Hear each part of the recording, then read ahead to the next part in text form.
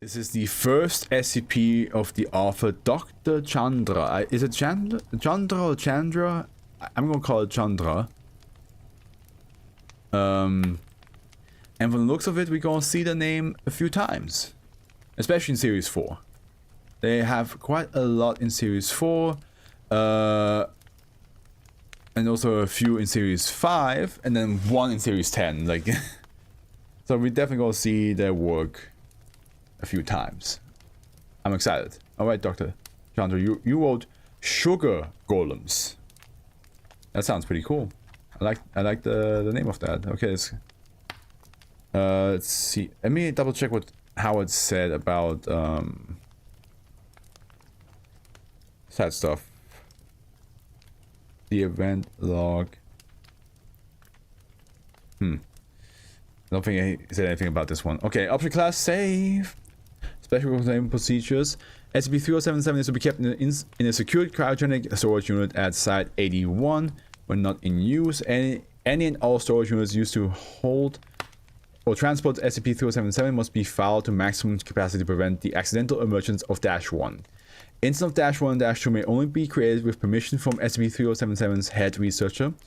Said instances may only be created within a hermetically sealed and fully secured test chamber and must either be destroyed via incineration or returned to cryogenic storage once testing is concluded. Description: SCP-3077 refers to a quantity of nearly 2,280 liters of black treacle. What is treacle? What is treacle? Thank you. Yeah, you're right. It's an uncrystallized syrup made during the refinement of sugar. Oh. Must be like the really thick sugar, almost like molasses.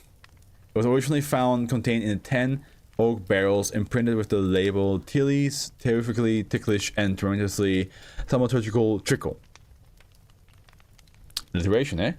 SCP-3077's primary anomalous property is that it's animate, and unless confined to a suitably small space or kept at cryogenic temperatures, the main body of SCP-3077 will split off into numerous instances of -1.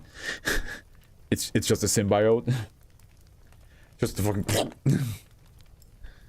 instances of -1 are calculated mass of SCP-3077 that resemble gaunt humanoid missing the lower extremities. Ooh, so it looks kind of like a human that's missing the legs. Though size varies significantly, instances are on average 1 meter in height and composed of 7 to 8 liters of the SCP-3077. That's pretty... I mean, we compose of 7 liters of water. And you want to tell me this half a size of a human has more liquid inside them? Damn. Instances are capable of producing crude vocalization, though are incapable of speech. Individual instances of -1 typically possess orifices upon the head to approximate facial features. However, the size, shape, position, and number of these orifices varies between instances. I already have an idea for a thumbnail. Trickle can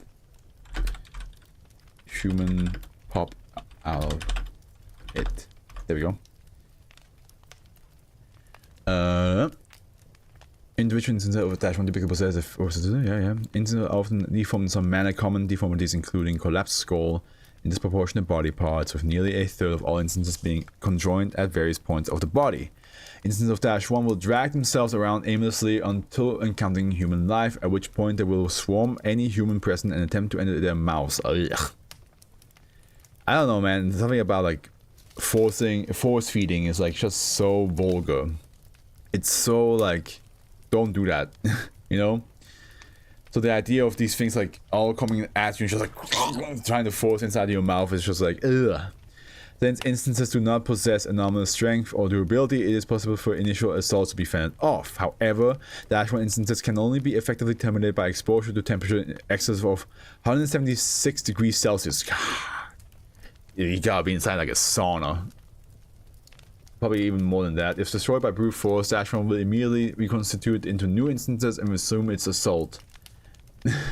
Tests with D-Class have shown that -1 will maintain the assault indefinitely until victims are too exhausted to defend themselves. Oh, great. Once -1 has entered the mouth of its victims, it will override the central nervous system via yet undetermined means and control them in a jerky, puppet-like manner. Ah, no. At this point, the victim is classified as -2. EEG readings indicate that instances of -2 remain fully conscious. Oh, great. The idea of like, you're like doing this and you're like realizing it this whole time because you're like probably fighting back. Tendrils of SCP-3077 will typically emerge from the mouth and run across the instance of face along random paths, with subcutaneous tendrils often being visible throughout the body. After finding a human unaffected by -1, instances of -2 will put on a performance to the best of its ability, dancing about in an uncoordinated manner, producing hoarse, incoherent songs from its throat. It's trying to like, I'm trying to find a mate, bro. The performance will continue until either the audience is out of sight or the instance expires. Oh, it's just you just dance to death. Instance of -2, well, not to death, but like as long as somebody's there, can live for several days before dying of dehydration. Instances will not consume food or drink of their own accord, but can be kept alive indefinitely if restrained and provided with an IV drip or force fed. The idea of like SCP-3077 not like being force fed, I'm like, you force fed yourself into me, bro. Now you know how it feels.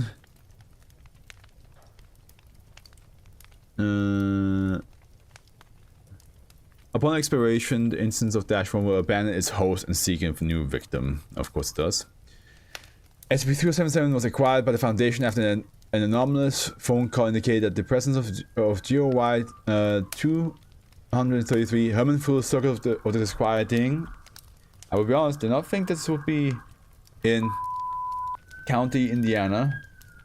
Mobile Task Force Copper 14, Satchel Bob, was dispatched and upon arrival discovered the barrels originally containing SCP-3077, a amount of 40 burned corpses, all determined to have been previous instance of -2, and a woman. Oh damn! Ew.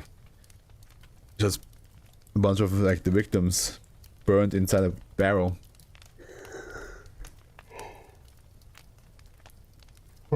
And a woman designated POY 3077-1. Upon recovery, POY 3077-1 was bound, gagged, and blindfolded. Oh, she's still alive.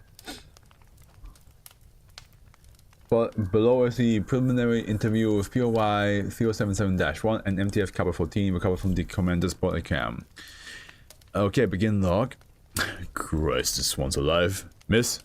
Miss, can you hear me? -1 nods and vocalizes emphatically. Good. I'm going to untie you. Is that alright? -1 nods again and the commander proceeds to undo her bindings. Upon doing so, he uncovers document 1. Oh my god, thank you so much. I thought I was going to die out here. Miss, can you tell me what happened to you or those bodies? Are you cops? You look like SWAT or team. You look like a SWAT team or something. Who we are isn't important at the moment. We were here because we got a tip that Herman Fuller Circus was in the area, and judging by your colorful apparel, I'm going to go out on a limb and guess you weren't just some unlucky guest who walked in on them milking the clowns. Am I wrong? Okay, yes, I was with the circus, but I'm pretty sure I'm out of the gig now. My name is Sakarina Sweet. And I'm a carnival confectionarian. I made magic candy for them, but they tied me up and left me out here in the middle of nowhere. So screw them. They killed my babies. Burned them alive with me lying here helpless. I'll tell you anything you want to know if you promise I'll be free to go afterwards. It's not my call to decide what happens to you, miss, but I'm going to get you somewhere you'll be safe. If you can tell us what happened here, it would help us out a lot and might make the eggheads more inclined to go easy on you. Fair enough. I can do that. I guess it started a few months ago when I was studying the thaumaturgical trickle, reading over my Nana's old book of shadows to try to come up with some new recipes, and I realized that with a few simple modifications I could turn the trickle into sugar golems. Makes sense. I thought they'd be gooey little people singing and dancing for the crowds. They'd be a huge hit and I might be able to move myself up the circus pecking order. So I pitched my idea to Icky. Who's Icky? He's the ringmaster now. Him, the upside down face guy, are in charge. Don't ask me what happened to Fuller. I don't know. That was before my time and no one seems to want to talk about it. Yeah, in the interviews I read, one of the circus former stars mentioned a female ringleader. Said she was hot. Is this... Who is this? 2094? Is this what I think it is? Is this a boy, Motormouth? It is. Yeah. I remember this number because this was the one that me and Pep read together, which I miss reading with her, but she's like always busy during weekends, so it doesn't work anymore. I mean, she's a clown with a capital C, as not human. You into that? I hate clowns. Oh wait, this is somebody else. This is Nunes. I'm sorry, I gave it the same voice. Let me get from Nunes a bit more like I hate clowns. Nunes, do your job. Miss, please continue your story. So I pitched my idea to Icky, and she loved it, except that she renamed them to Sugar Babies. She got me everything I needed, and I got straight to work. I succeeded in making the golems, but they weren't quite as I envisioned them. Hell, they were horrifying, but everything in that circus is horrifying, so no one seemed to care. They were too deformed to sing and dance, but they kept trying because they knew that's what I wanted them to do. I felt so bad, like a god who had made the creation too frail to live up to the divine standards. Iki decided that because they were too small and slippery, we should do an acrobatics and gymnastics routine. And because they could be torn apart and put back together, we could incorporate some dark slapstick humor into the act. I went along with it and worked with the trainers and performers, even though everything had strayed so far from my original vision. Everything's progressed smoothly, and eventually it was our opening night. It's like arena sweet, sensational, sublime Sugar Babies. They love alliteration at the circus. Anyway, we were in the ring, the spotlight was on us. But they wouldn't perform. My golems, my babies, they just sat there, staring out at the audience. Then all hell broke loose. They scattered into the audience, leaping into their mouths and forcing themselves down their throats, controlling them from the inside like meat puppets. Even though they aren't that strong, they can be quick when they want. And they targeted the most vulnerable members of the audience, including little kids. They had never done anything like that before. I was dumbfounded. Crap, is that what these baddies are? These bodies, not baddies. Did you all hear that? These bodies are level 4 anomalous biohazards. Bag and tag accordingly. Full hazmat handling protocol in effect. Same goes for those barrels. Yes, sir. Please continue, miss. Manny, the upside down face, he tried to intervene, and one went inside his mouth too, except that one came flying back out screaming. The more we hear about the upside down face guy, the more like I wonder when we actually go and read about him. Like it's always like kind of just mentioned, right? The audience fled in terror except for the ones my babies got, and they used the new boys to sing and dance for me like I had always wanted them to. Icky completely lost her shit. She's normally manically happy, but when she's mad, all that energy is turned into rage. She lifted me up by my throat, she's a lot stronger than she looks, and started strangling me. She called me a traitor, accused me of planning this all along, said that I had murdered their guests, that my golems had tried to kill Manny, and that he could have killed her girlfriend or the rest of her family, and she just kept ranting until I passed out. She tried to kill you. Why do you think she let you go? I don't know why she didn't kill me. Maybe Manny stopped her? I heard him say once that freaks shouldn't kill freaks when there's a whole world of people with torches and pitchforks ready to do it for us. When I came to, I was already tied up and he was carrying me. I think we went through the kaleidoscope, but I was blindfolded, so I'm not sure. He set me on the ground next to my baby's burning corpses. I asked him what he was going to do with me, but he didn't answer. The only thing he said to me the whole time was, "Sorry, kid, but if it's any consolation, this wasn't even the worst opening night I've seen." What are you going to do with me? For now, we're going to give you some food and any medical care you need. Then take you to the nearest holding facility. Just do what they say, answer all the questions, and maybe you'll see the outside of those walls someday. Okay, right now all I want is to get away from the stench of these bodies. I never could stand the smell of burning sugar. And then we have POI-1 is currently being held at Site 81. The person of interest regarding both SCP-3077 and GOI-233. By the way, Dr. Chandra, really cool first SCP I get to read of yours. I really like the idea. I like that they kind of are like, I imagine almost like very sweet symbiote slime that shape themselves as humans, but then like they crawl into your mouth and then like, you know, make you dance and sing. And I also like the idea that it's not even like a malicious thing, it's because like whoever created them wanted them to dance and sing, but they couldn't do it before. So they figured like, oh, what if I just become human? Detroit, become human.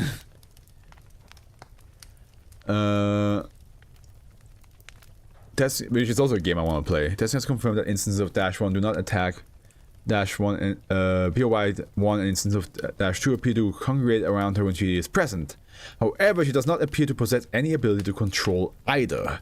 Testing has also shown that despite possessing extensive knowledge and expertise on anomalous phenomenon, POY1 is a non-anomalous human. As such, she has not been given SCP status, but is to be considered a valuable asset for both her anomalous expertise and inside knowledge of GOY 233.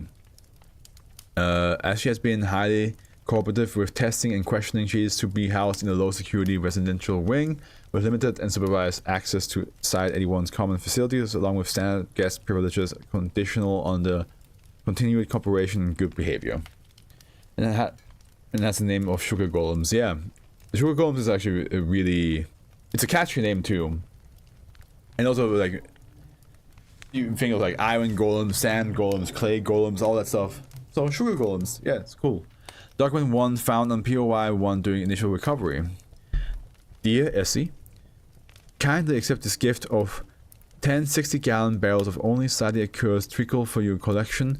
A splendid addition to any syrup cellar. I'm actually going treacle barrel. Let's do that. A splendid addition to any syrup cellar. As a token of appreciation for disposing of the accompanying amount of smoldering golem-infested carcasses and the treacherous witch who made them. Do not believe the witch's lies. She will feign helplessness over her creations, but they obey her will, not her words. Do with her as you will, but don't go too easy on her. She made my little lollipop cry. Have a disquieting day, Icky. Ooh, oh, that's cool. And also SC is like, of course, the nickname that they gave the SCP. I like that. I like that the Icky actually. Yeah, because it's Herman Fuller's Circus of the Disquieting, right? But I like that Icky actually wrote and be like, hey, he pretends like they don't follow her that she has no control. She pretends that she has no control over them, but she actually does. It's just that they follow what she thinks, not what she says. Now here's the whole game of like who's telling the truth. Is Icky telling us the truth? As in like, hey, don't believe her words. She's gonna trick you. Or do we believe her? Do we think she's telling the truth? POI 1. That she has no control or has no idea how it works, but they're just there with her. She only wanted to create some golems. Who knows? Who knows? Yeah, no, this was a great one. Again, Dr. Chantor, as your first SCP I got to read. Excellent. So here's a tip. Open your mouth and become a sugar golem. No. I'm not gonna become a slave to a circus. My ancestors had to deal with that shit enough. I'm not gonna willingly accept that.